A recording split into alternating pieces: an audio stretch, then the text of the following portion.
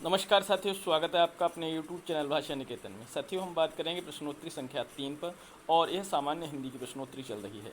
यह प्रश्नोत्तरी आपकी Uttar Pradesh police RO ARO BEd और टेट का जो परीक्षाएं हैं, ग्राम पंचायत अधिकारी की जो परीक्षा है, माने जितनी भी हमारे वनडे एग्ज़ाम की जो भी आपकी परीक्षाएं कहें, उन सभी में सामान्य हिंदी जो पूछी जाती है वो बहुत ही आपका अहम हिस्सा होती है। उसकी प्रश्नोत्तरी हम आप तक साझा कर रहे हैं। तो चलिएगा, हम देखते हैं आज का अपना पहला प्रश्न। पहला प्रश्न क्या है? पहला प्रश्न है कि ता वर्ग का उच्चारण स्थान क्या है। देखिए, ता वर्ग का उच्चारण स्थान की बात करेंगे तो हमारे वर्ग होते हैं आपके 5 वर्ग हैं। उसमें का वर्ग, चा वर्ग, टा वर्ग, ता वर्ग और पा वर्ग। ठीक है। अब देखिए, का वर्ग का उच्चारण स्थान है कंठ, चा वर्ग का है आपका तालु, टा वर्ग का है आपका मूर्धा,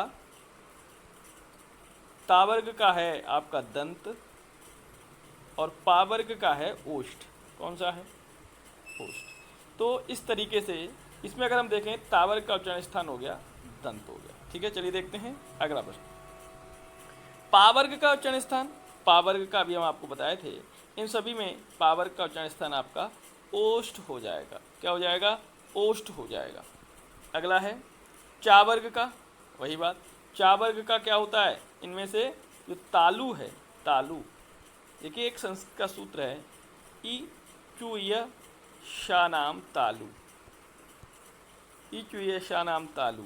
देखिए यहाँ पर ई माने ई ह्रस्व दीर्घ, चू माने होता है चा वर्ग, चा वर्ग, या और ये आपका कौन सा शाह है? ये तालव्य शाह है।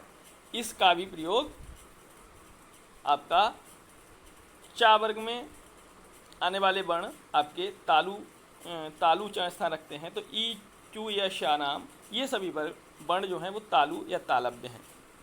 देखिए, वर्णों के समूह को क्या कहते हैं? बड़ा ही सरल प्रश्न है। समूह शब्द, संयुक्त शब्द, वर्णमाला या इनमें से कोई नहीं।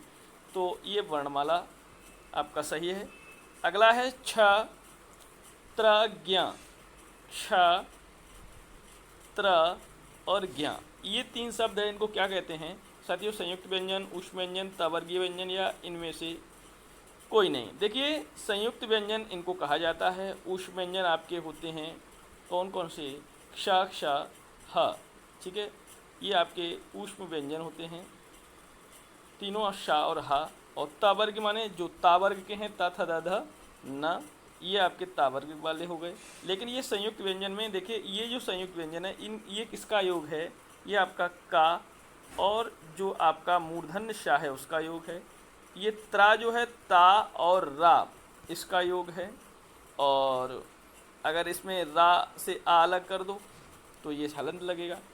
ज्ञा में ये आपका जा और यहाँ जो है चाशा जा जा यहाँ वाला पंचमाक्षर यहाँ, ये आपका ज्ञा जो है जा और यहाँ का योग है। तो इस तरीके से ये संयुक्त व्यंजन है। संयुक्त व्यंजन इसलिए है क्योंकि ये किन्हीं दो या दो से अधिक वर्णों से बनकर तैयार हुए हैं। तो चलिए देखते हैं अगला प्रश्न। पुस्तक कौन सा शब्द है? बताइए। तद्भव है, तत्सम है, देशज है, विदेशज है। तो पुस्तक आपका तत्सम शब्द है। कौन सा है? तत्सम। देखिए, तत्सम वे शब्द होते हैं जो संस्कृत के मूल शब्द होते हैं। संस्कृत के मूल शब्द जो प्रयोग होते हैं वो आपके तत्सम होते हैं। तद्भव जो होते हैं वो साथियों आपके होते हैं तद्भव। हाँ, तो तद्भव शब्द कौन से होते हैं? तद्भव जो संस्कृत से विकृत होकर हिंदी में प्रयुक्त होते हैं, हिंदी में। ठीक है। और देशज वे होते हैं जो देसी भाषा से संबंधित होते हैं। विदेशज हमारे विदेशी शब्द, चाहे वो अंग्रेजी के हों, चाहे वो उर्दू के हों, चाहे वो फारसी के हों, चाहे किसी भी अन्य भाषा के हों, वो सभी विदेशज हैं। तो तत्सम संस्कृत का शब्द, मतलब संस्कृत से संबंधित शब्द हैं जो है पुस्तक, आपका तत्सम हो गया। अगला है आग कौन सा शब्द है? आग आपका कौन सा शब्द है बताना है। देखिए, आग तत्सम है, तद्भव है, देशज है, विदेशज। तो तद्भव है, ये कैसा है? तद्भव है। ठीक है। तद्भव माने हिंदी के जो शब्द हैं वो सभी आपके तद्भव में हैं। तत्सम हिंदी के शब्द हैं, किंतु वो मूल संस्कृत भाषा के शब्द हैं। चलिए देखते हैं अगला शब्द है हमारा पृथ्वी। पृथ्वी कौन सा शब्द है? देखिए तत्सम, तद्भव, देशज या इनमें से कोई नहीं। तो पृथ्वी भी हमारा तत्सम शब्द है। कैसा शब्द है? तत्सम शब्द है। टेबल या टेबल जो शब्द है वो कैसा शब्द है? देखिए देशज नहीं है, तद्भव भी नहीं है, ये विदेशज है, अंग्रेजी का शब्द है। टेबल जो है अगर हम बात करें तो कैसा शब्द है? अंग्रेजी का शब्द है। हम लोग लेकिन कहते हैं टेबल उठा लाओ, तो प्रयोग हिंदी में ही हो रहा है। अगला शब्द है नाक। कौन सा शब्द है? नाक कौन सा शब्द है? यौगिक, रूढ़, योग रूढ़। अब देखिए इन तीनों को समझ लेते हैं पहले। नाक कौन सा शब्द है? तो यह आपका वैसे तो रूढ़ शब्द है। अब हम बात करेंगे यौगिक क्या होते हैं। यौगिक जो शब्द होते हैं वो किन्हीं दो रूढ़ शब्दों का योग होते हैं। किन्हीं दो रूढ़ शब्दों का योग होते हैं, जो वो होते हैं आपके यौगिक। लेकिन रूढ़ क्या होते हैं फिर? रूढ़ वो होते हैं जो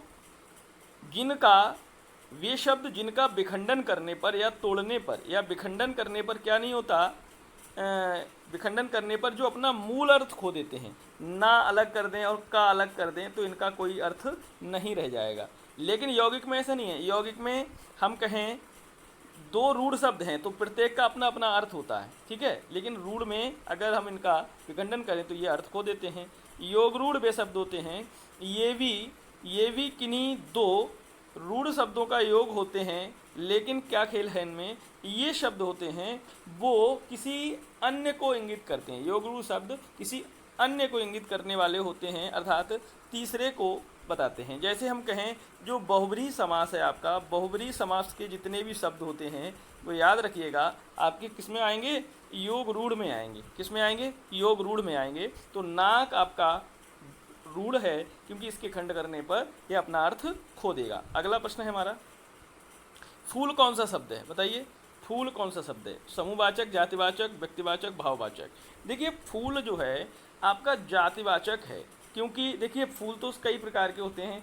गुलाब का भी फूल हो जाएगा, कमल का भी फूल हो जाएगा, चमेली, चंपा है ना, गुड़हल इत्यादि सबका फूल है। तो सब जाति हो गई एक फूल, है ना। इसमें अलग अलग जातियां हैं, ठीक है, रंग भी अलग हैं, तो ये आपका जातिवाचक हो जाएगा।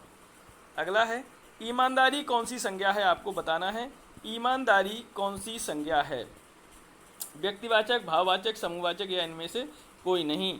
बताइए ईमानदारी कौन सी संज्ञा है? देखिए ईमानदारी एक भाव है ना, तो भाववाचक संज्ञा है। क्या है? भाववाचक संज्ञा है आपकी कौन सी? ईमानदारी, ऑनेस्टी, ठीक है। लंबोदर कौन सा शब्द है? बताइए लंबोदर। अभी मैं आपको बताया था ये रूढ़ इसलिए नहीं है क्योंकि लंबा और उदर ये दो रूढ़ शब्दों से बना है, लंबा और उदर, ठीक है। यौगिक इसलिए नहीं है क्योंकि योग रूढ़ की मैं आपको खासियत बताया, ये लंबा है उदर जिसका, तो वो हो गए गणेश, अर्थात तीसरे को इंगित कर रहा है। अर्थात बहुब्रीहि समास के जितने भी शब्द होते हैं वो सभी योग रूढ़ में आते हैं, ठीक है। तो ये क्या हो जाएगा? सी ऑप्शन आपका सही हो जाएगा। अगला प्रश्न है सोना कौन सी संज्ञा है? बताइए सोना भाववाचक, समूहवाचक, द्रव्यवाचक या इनमें से कोई? देखिए सोना एक पदार्थ है, द्रव्य है, तो द्रव्यवाचक संज्ञा हो जाएगा। बड़ा सरल प्रश्न है। अगला है मैं कौन सा पुरुष है? मैं, बताइए मैं। आपके पुरुष कितने होते हैं? पुरुष होते हैं 3। कौन कौन से होते हैं पुरुष? आपके 3 पुरुष होते हैं। पहला तो होता है आपका प्रथम पुरुष, मध्यम पुरुष और उत्तम पुरुष, ठीक है। देखिए प्रथम में कौन सा आता है? वह ये है, ठीक है। मध्यम में तुम, तू, और उत्तम में मैं, हम, ठीक है। तो ये उत्तम हो जाएगा। क्या हो जाएगा? उत्तम, ठीक है। ए ऑप्शन आपका सही है। अगला प्रश्न है बताइएगा आप कौन सा सर्वनाम है? आप बताएं आप कौन सा सर्वनाम है? निश्चयवाचक, अनिश्चयवाचक, निजवाचक या इनमें से? देखिए आप जो है, आप याद रखिए, आप वैसे तो पुरुषवाचक भी है, लेकिन यहाँ पुरुषवाचक उदाहरण में नहीं दिया है ना, तो पुरुषवाचक भी है, ऑप्शन में है ही नहीं। इसलिए आप माने होता है एक शब्द स्वयं या जो निजता को प्रकट करता है वह शब्द है निजवाचक। निज माने स्वयं, अपना, खुद, ठीक है, अपने आप, सेल्फ। तो ये अर्थ जो देता है वो आपका निजवाचक सर्वनाम है आप। ठीक है, अगला, पुष्प कौन सा शब्द है, बताइएगा। पुष्प कौन सा शब्द है, तत्सम है, तद्भव है, देशज है, विदेशज है। तो बड़ा सरल है, ये पुष्प आपका कौन सा शब्द है, तत्सम है, तत्सम। ठीक है, पुष्प तत्सम शब्द है। अगला है, ख्याल कौन सा शब्द है, बताएं। ख्याल कौन सा शब्द है, ख्याल, ख्याल कौन सा शब्द है, देशज, विदेशज, तद्भव। देखिए, देशज तो नहीं है, तद्भव भी नहीं है, ये विदेशज इसलिए है, ख्याल आपका फारसी या उर्दू का शब्द है। ख्याल आपका फारसी या उर्दू का शब्द है, इसलिए आपका यह विदेशज हो जाएगा। कौन सा हो जाएगा, विदेशज हो जाएगा। अगला प्रश्न है आपका, तेंदुआ कौन सा शब्द है, देशज, विदेशज, तत्सम या इनमें से कोई नहीं। देखिए, तेंदुआ आपका है देशज शब्द। तेंदुआ कैसा है, देशज शब्द है। गोल विशेषण है, बताइए। गोल सार्वनामिक, परिमाणवाचक, गुणवाचक या इनमें से कोई नहीं। देखिए, गोल क्या है, किसी का गुण है। गोल क्या है, किसी का गुण है, इस कारण यह गुणवाचक विशेषण हो जाएगा। अगला शब्द है, अगला प्रश्न है हमारा, कोई विशेषण है। कोई, जो कोई है वो किस प्रकार का विशेषण है आपको बताना है। कोई परिमाणवाचक, सार्वनामिक, गुणवाचक, बताइए। देखिए, कोई गुणवाचक भी नहीं है और परिमाण भी नहीं बता रहा है, तो सार्वनामिक है, ये सर्वनाम है कोई, है ना, और अनिश्चयवाचक है। और सर्वनाम सार्वनामिक विशेषण है। ये कैसा है, सर्वनाम से संबंधित है, इसलिए सार्वनामिक विशेषण है ये। अगला है, तुम जा रहे हो। तुम जा रहे हो, इनमें कौन सा काल है, जा रहे हो, अभी वर्तमान की बात है, इसलिए भविष्य, भूत और वर्तमान में ये वर्तमान ही होगा। बड़ा सरल प्रश्न है। नाक कौन सा लिंग है, अब आपको बताना है। देखिए, नाक कट गया या कट गई, नाक सुपर्णखा की नाक कट गई, तो नाक आपका स्त्रीलिंग शब्द हो जाएगा। कैसा शब्द हो जाएगा, स्त्रीलिंग शब्द हो जाएगा। अगला प्रश्न है, समास कितने प्रकार के होते हैं, बताइएगा। 2, 4, 6, 8 समास कितने प्रकार के हैं। देखिए, हम आपको सबसे पहले बताएं, समास पहला होता है अव्ययी भाव। कौन सा होता है, अव्ययी भाव। दूसरा हो गया कर्मधारय। तीसरा आपका ले लीजिए द्विगु। चौथा द्वंद्व, ठीक है। पांचवा हो गया बहुव्रीहि और छठा हो गया तत्पुरुष। तत्पुरुष समास हो गए, ठीक है। तो कितने हो गए, ये 6 हो गए। कितने हो गए, 6 हो गए।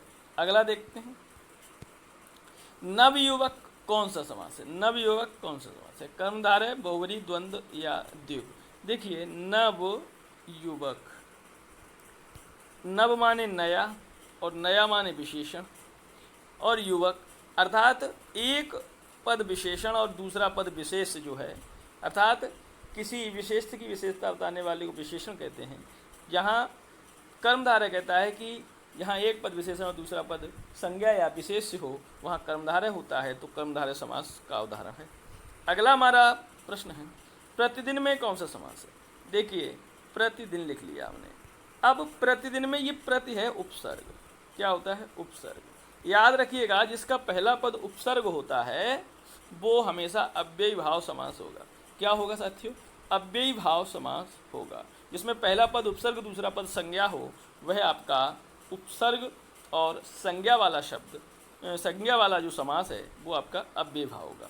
अगला हमारा प्रश्न है, देशभक्ति। देशभक्ति में कौन सा समास है, कर्मधारय, तत्पुरुष, द्वंद्व या द्विगु। बताइए, देशभक्ति। देखिए, अगर हम देखें तो पहले तो देश की भक्ति, किसकी भक्ति करी जाती है, देश की भक्ति, ठीक है।